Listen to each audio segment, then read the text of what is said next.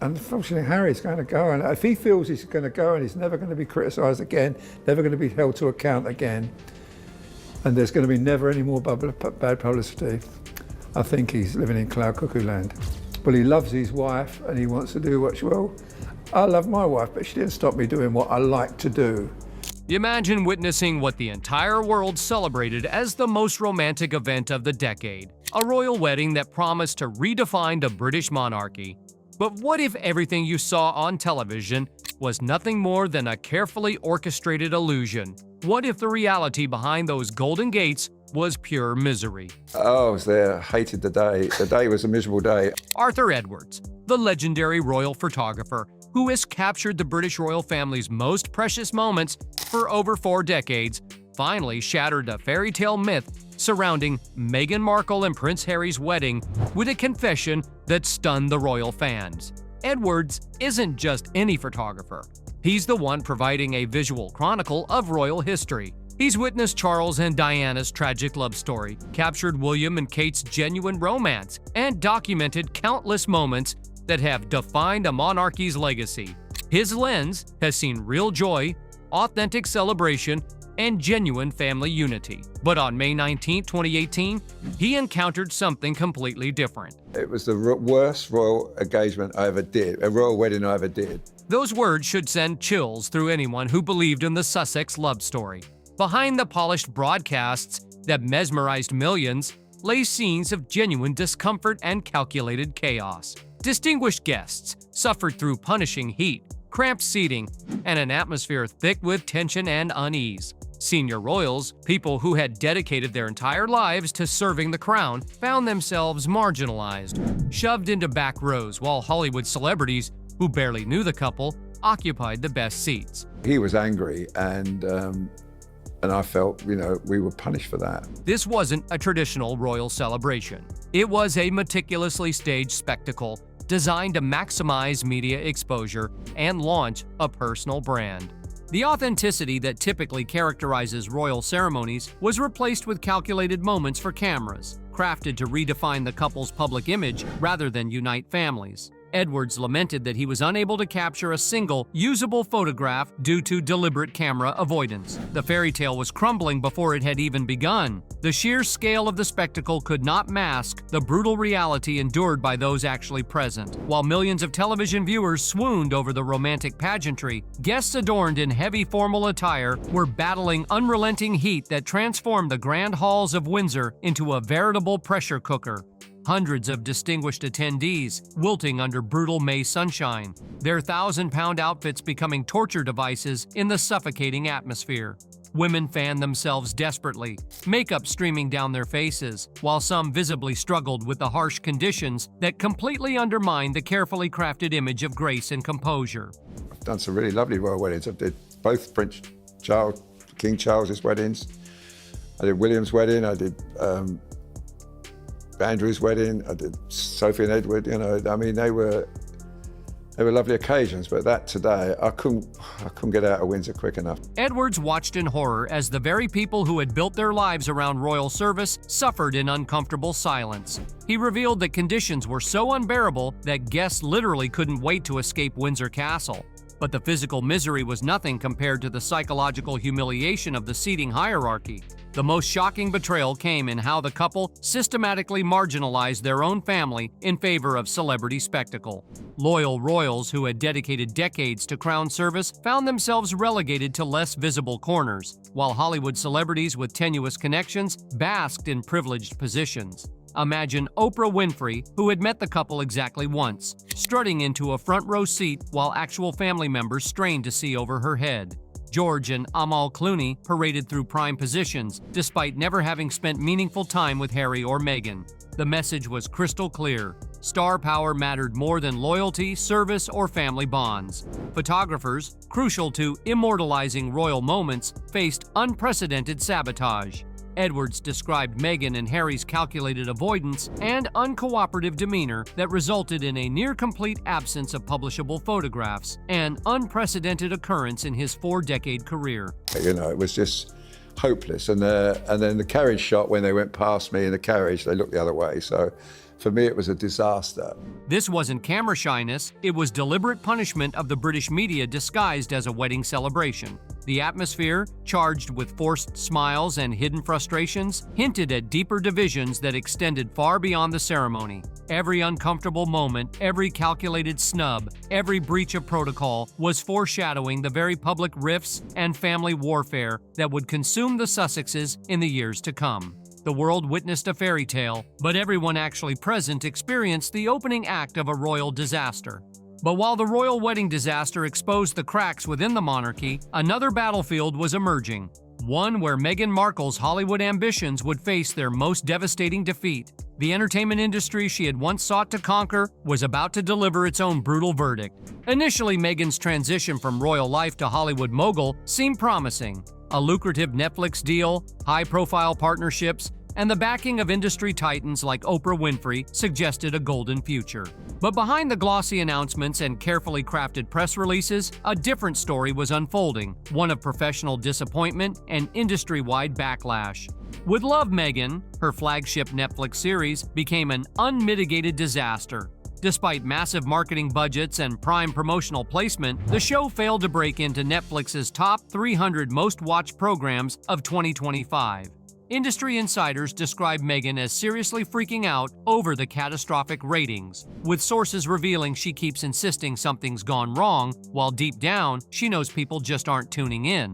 But the ratings failure was just the beginning. Behind closed doors, Hollywood veterans began sharing disturbing accounts of working with the Sussexes. The Wrap interviewed exhausted agents and industry veterans who described a revolving door of staff at Archewell and unanimous sentiment, life's too short to work there. You know, his wife is determined to sort of become the next Gwyneth Paltrow and have all this crazy stuff, you know, $14 bottles of jam and you know, making stuff in other people's kitchens. Well, you know, if that's what she wants to do, it's fine. Multiple insiders revealed that Harry and Meghan had worn out their welcome in Hollywood with an iron-fisted desire for control combined with a lack of experience. Collaborators described the couple as making the collaborative process very hard, to the point that there was no collaboration at all, with dealings becoming a nightmare. British TV expert Nick Eade delivered perhaps the most devastating assessment: they were everywhere, but they have no real audience.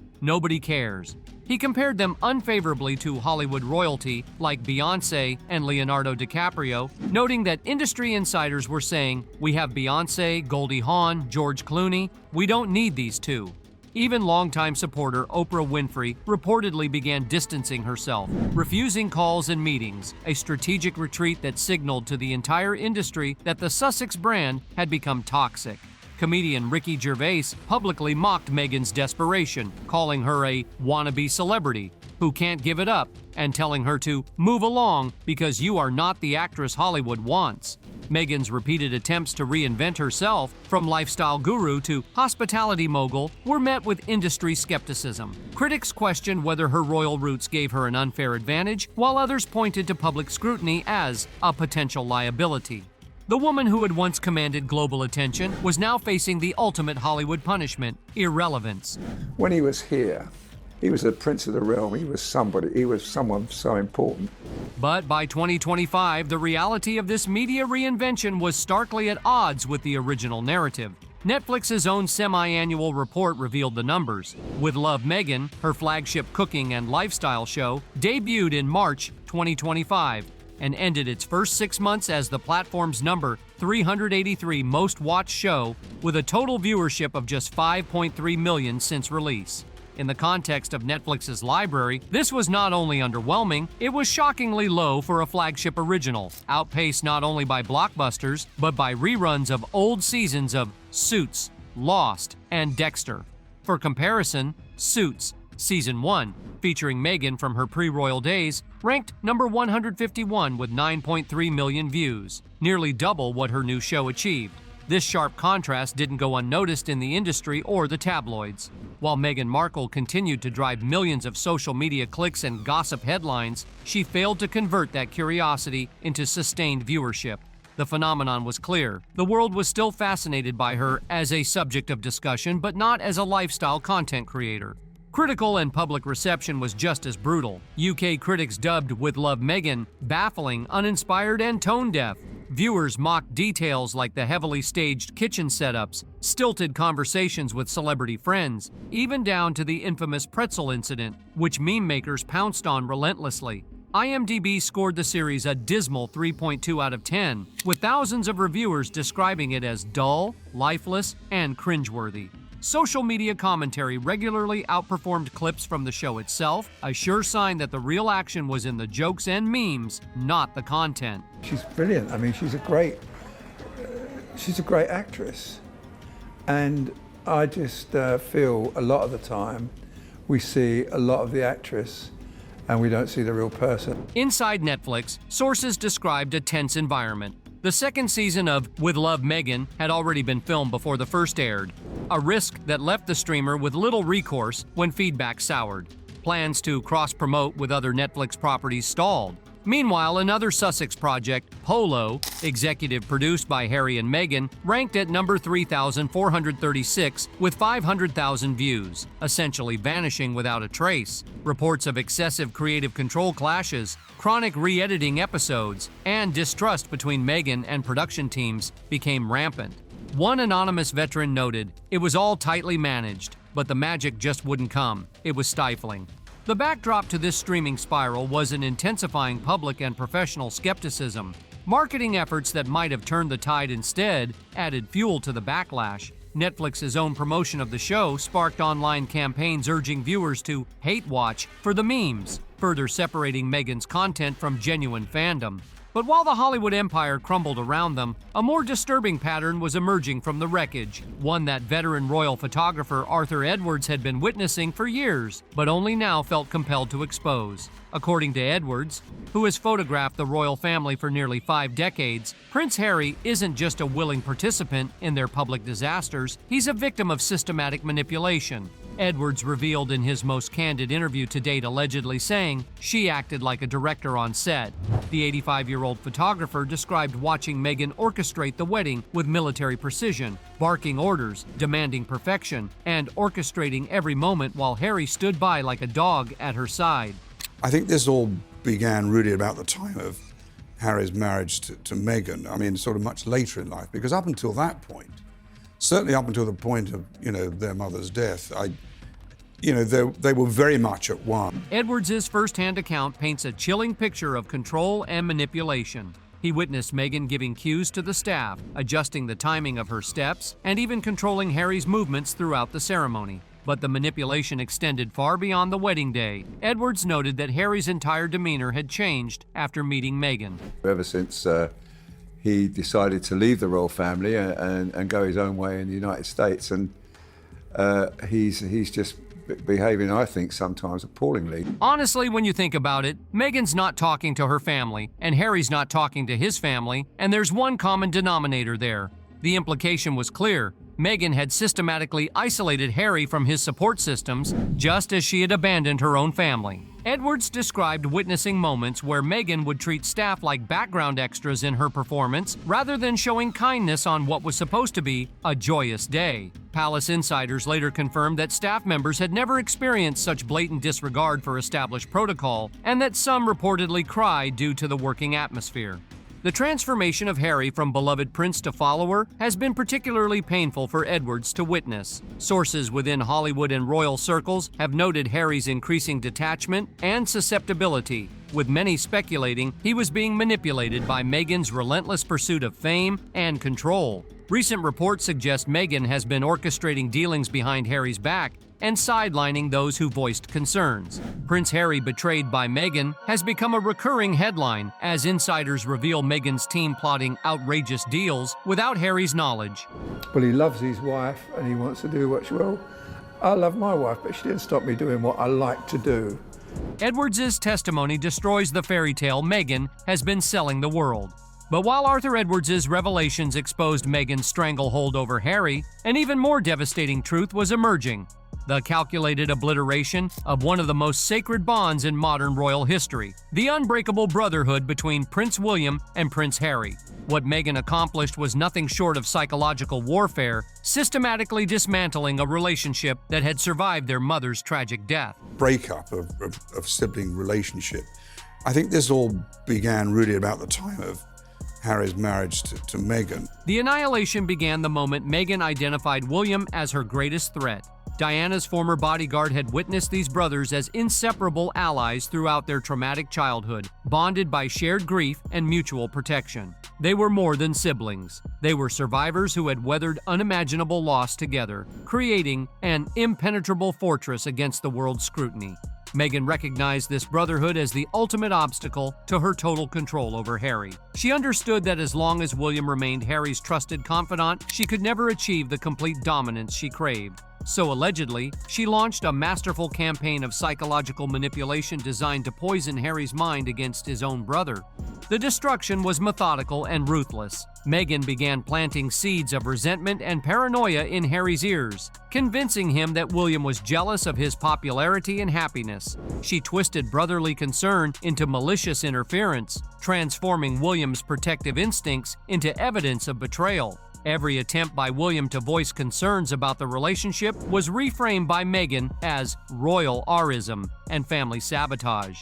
The psychological warfare escalated when William made the fatal mistake of suggesting that Harry might want to slow down with Meghan. This brotherly advice, the kind that had protected them through countless crises, was immediately weaponized by Meghan into evidence of royal hostility. She convinced Harry that William was acting as the family's enforcer, determined to destroy their love out of prejudice.